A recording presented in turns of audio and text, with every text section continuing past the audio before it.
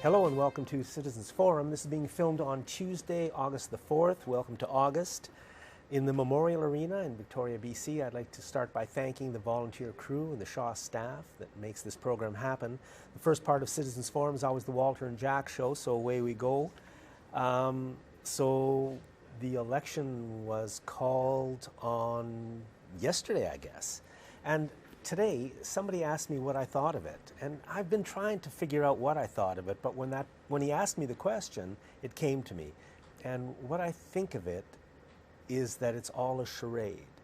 We're pretending we live in a democracy, and we're pretending that the media is giving us the information we need to make intelligent and informed decisions. And we pretend that what we want matters, but none of that's true. To me, the big issue in this election is, number one, the corporations control our governments. The corporations now run the country. Number two, the corporations own the media, so everything that we get through the media is controlled. And number three, the corporations basically control the political parties and all the top, maybe all the top politicians. And it's a crazy situation. I agree with you mostly, but I think what I've always been interested in is the public relations firms and how they act. And I think everyone should go to their candidate and say, what public relations firms is your party using to run this campaign, your campaign? Because I think they're going to get a very rude surprise when they name the names of those public relations firms are going to be the same for all the parties. Yeah. They use the same public relations firms, Jack. Now you're talking about newspapers, you talk about other media, but now we're talking about party platforms, we're talking about the day-to-day things that are going to be said, and as you say, it's a charade, but it's really a pageant. It's a play for public consumption. The public, you're saying we have to pretend. Well, most of the public are into it. They really think this is the deal. I always did. My whole life I did. It's only now that I'm, after years and years, you start to begin to see through it. And maybe I'm wrong. You look at the Alberta election, the recent BC election, the previous Alberta election, for sure, the PR firms were running everybody's campaigns. Federally, we're going to see the same thing when the NDP, when the elites in the NDP threw the election to the Liberals, the last election in British Columbia, they collaborated with public relations firms that ran the Liberal campaign. That's known. And those PR people have all now moved to Ottawa. All the NDP PR people are in Ottawa right now. Not all, because isn't the guy who ran the NDP campaign here is now the chief of staff for... Except Brian Topp, of course. Brian Topp is now the person who... runs Alberta. Sets people up and tears them down. So I think, what's her name, Elizabeth Notley in Alberta should be pretty worried about having Mr. Topp right in her office every day, because he's a professional of propping up politicians and then destroying them. And Carol James is an example of that. Adrian Dix is an example of that.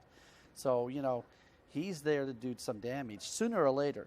But back to this, what you're talking about is the election, to me, is a fraud, because the information that's coming to us is been tailored and manufactured by the public relations firms who are doing the bidding of large corporations. Yeah, and I really agree with you in that general principle. The corporations run the country. They act through the public relations firms, and the public relations firms spread the message out to the political parties, who then carry it out. Because the political parties certainly are not interested in what the membership of the parties thinks. Yeah. It's where do they get their instructions from? Who creates their platforms? Do they ever ask us? Because I remember I told you this before, and I way back when they were talking about having the election, I thought, election night, Peter Mansbridge comes on. He says, boom, the closest three-way election ever in the history of Canada. And Stephen Harper squeaks out a victory.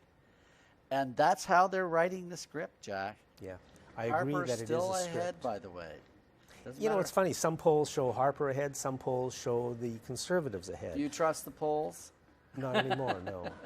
But what I think is, if the question is who's going to win, the answer is whoever the corporate media chooses, because they can always sway enough votes towards the Liberals, Conservatives, or NDP to bring. That's right. And it's a problem. It's a big problem for us, because essentially, if we're right, then the truth is that it's the corporate agenda that keeps moving ahead. It doesn't matter if we elect the NDP. It doesn't matter if we elect the Liberals.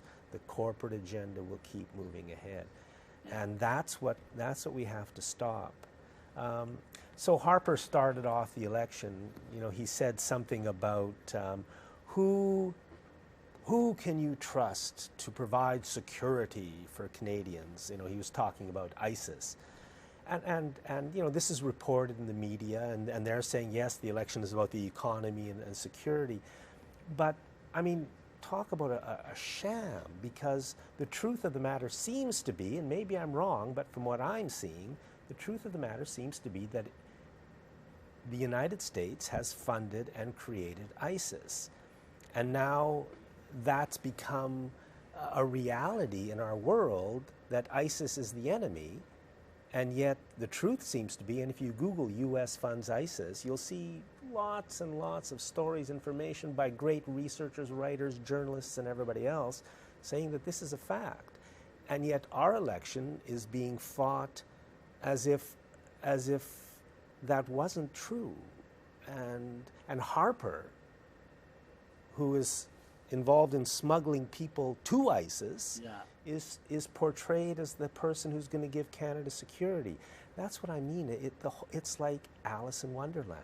Well, and the mainstream media did run the stories that directly linked Harper to smuggling children into a war zone in Syria, and delivering them into the hands of ISIS. They reported it. They never retracted the stories. The facts are there as they stand, and really that's all we have. And I think that's reality. I think, in fact, Harper, through his ambassador in Jordan, was involved in a smuggling ring, smuggling children into Syria, and I'm staying with that until somebody proves us wrong. Yeah, well, it's right.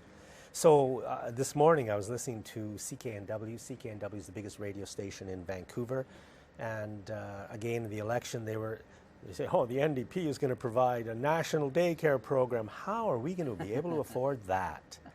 And that's the other part of it. The media doesn't report the news. They create the messages that they want us to all think about, and it's just very dangerous. The real issues in this election should be, do we have a democracy anymore?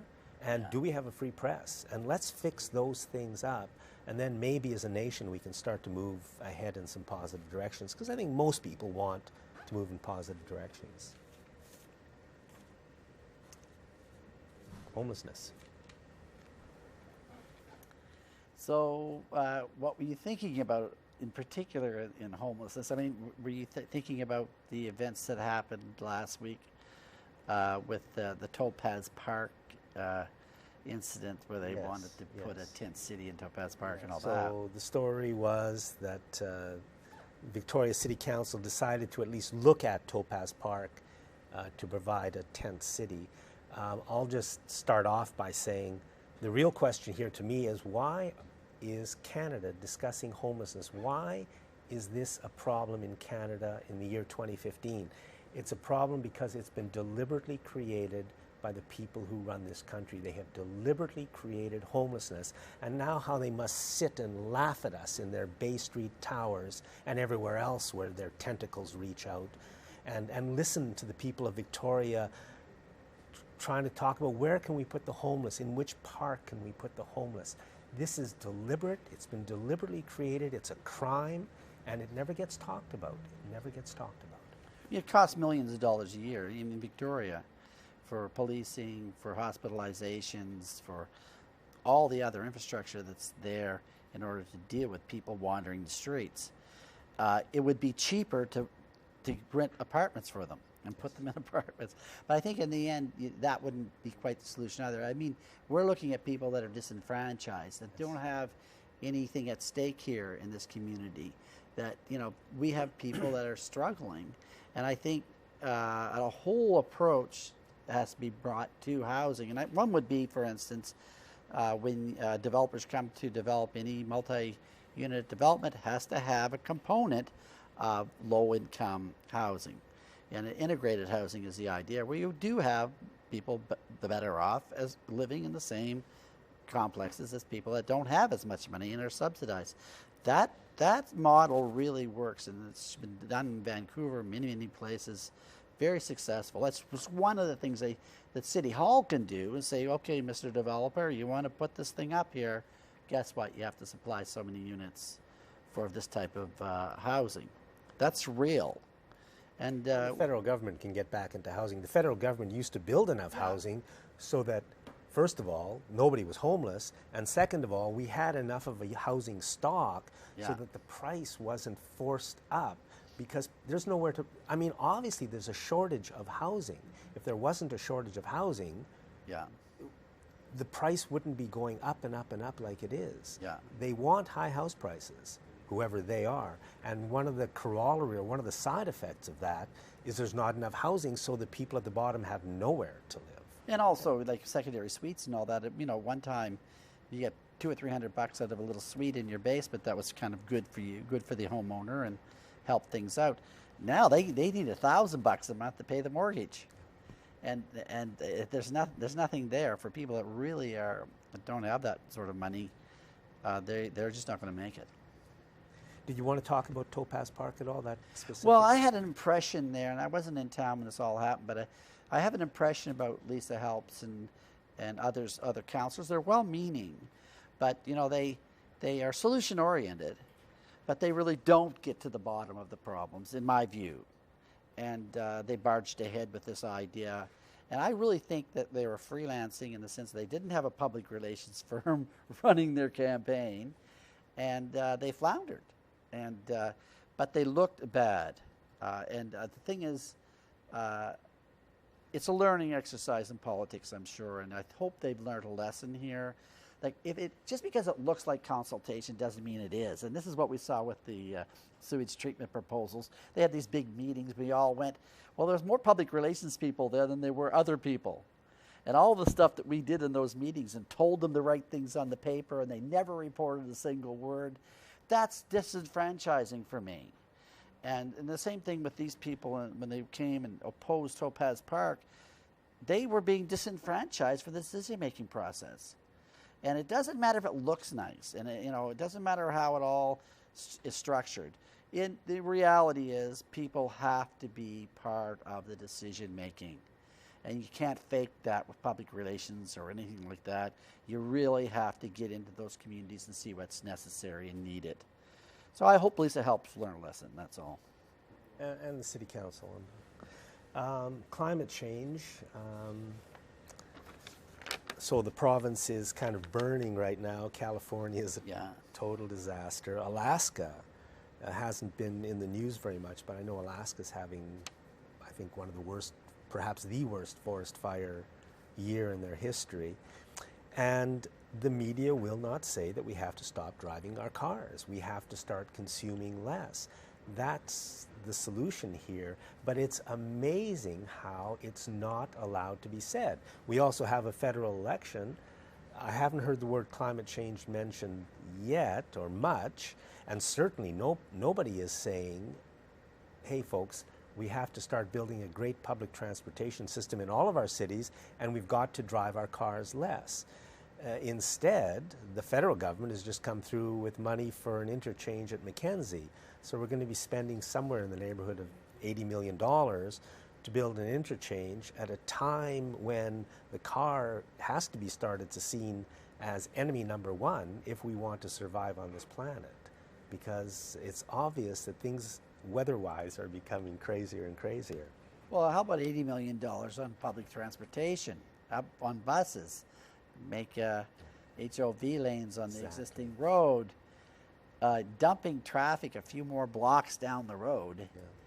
That's right. For that $80 million, for that $80 million, we could have the beginnings of a rail system here in Victoria, especially if we use the E&N line, which, oh, by the way, the city of Victoria just took out the rail bridge. Like, who, there is a plan for transportation in this city. Yeah. And taking out the rail bridge was part of the plan. They don't want rail. They don't want rail. Yeah. What they want is, well, they're planning to build rail in the future from Langford to Uptown Mall and then to downtown. That line will make Walmart the center of our city, and that's the plan. They don't ask us, they don't tell us, they just do it to us. Yeah. And that's what we got to put up with. And that's what we have to change. That's the important thing to me. And that's why you need a free press. That's why you need an independent media. So you have somebody, maybe I'm wrong when I say what I just said about the rail bridge, the blue rail bridge deliberately being taken out. Maybe that's wrong. But for it never to even get a mention anywhere in the media, so it never gets put into the public mind, that's the way the media operates. And they operate the same way on every important issue, and they're destroying this country and putting all of our lives at risk. That's the infrastructure. That's regional infrastructure, transportation infrastructure that we desperately need an ability to make those decisions here in Victoria, in the Victoria region, but we don't have that sort of regional government. We have a really dysfunctional CRD. A CRD that's dangerous, let's face it, that almost did something terrible for this community that would have been detrimental for 50 or 100 years, and for taxation and also for the environment. You're talking about the sewage treatment. Yeah, the billion-dollar sewage treatment plant that did absolutely nothing for the environment. That looks a lot like corruption to me. I looked at that issue right through. There's corruption at the federal level with the PPP, private-public partnership. There's corruption in how they were giving out contracts, as far as I'm concerned, in my opinion, at the CRD. Then you had these local politicians with all their questionable sort of agendas, like the Sandage Council running a lot of that decision-making. So we're really in trouble to make regional decisions properly. And now they're talking about amalgamation, which I really think, after all is said and done, is just a bad idea. But to me, what we could do to correct this is to go after the CRD and to elect those CRD directors, and to keep that from happening again, because they could turn right around and spring something else on us. It takes years to turn that around. And I think elected CRD would have all these sort of tools to make these regional development decisions, which we don't have right now. But how do you elect? Even if they were elected, you get the feeling that the people we elect don't represent us anyways. So if they're directly elected, would it be, how do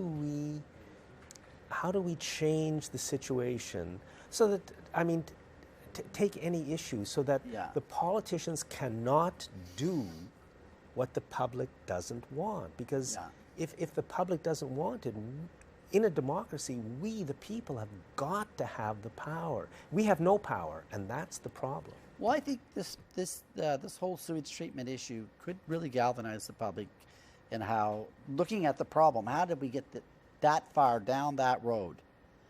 And how that, these are not mistakes in my view. This is a very questionable motivations by a lot of people that are in local politics. I really question their values and their ethics, because this doesn't look like a mistake to me. This looks like an agenda, and it's, you know, it's pretty borderline towards corruption. Look, if they want to elect the CRD, I think I'll run and talk about that, because that's how you fix it, Jack. You talk about it, you set out a platform that things you want to see happen in the CRD, and you go get elected with that on that platform, and you try to carry it out, and keep on educating the public as you do it. I think there's a chance of it. Now, we're not going to all die and go to heaven if we elected the CRD, because we got all the other problems, but at least we could have that direct link to them. Right now, it's through these city councilors that, with their old buddy system through the mayors, get sent off to the CRD. It's odd, nod, wink, wink. You know what we're going to do? Okay, we're good. And they didn't even talk about this program, really. And you know, the media again comes into it because they don't, on our behalf, hold those people accountable. You know, the names for the most part just get faded away, and nobody's ever held accountable for what they do. It's a big problem. I really think it's late innings, but those are the kinds of issues we should be learning in grade school. Well, you know, like Lisa Helps said that at a meeting, and I really was surprised. She says, "Oh, nobody made any mistakes. You know, we're moving on right now." Yeah. Well, you know what that does to me? That disenfranchises me, because I know there were not only mistakes made, there was agendas there that were corrupt. And for her to just say, "Oh, nobody made any mistakes, let's move on," that's very convenient for all those local politicians. Yeah. They have to be held accountable. They have to be. You know, and that's the problem right now. Don't rely on the media to do that, but if you get some honest politicians and honest people that want to see something happen, something could happen. Well, we'll see anyway. yeah, it's interesting times. And Walter, we're out of time. Always a pleasure, Jackie. Thanks for watching this segment of Citizens Forum.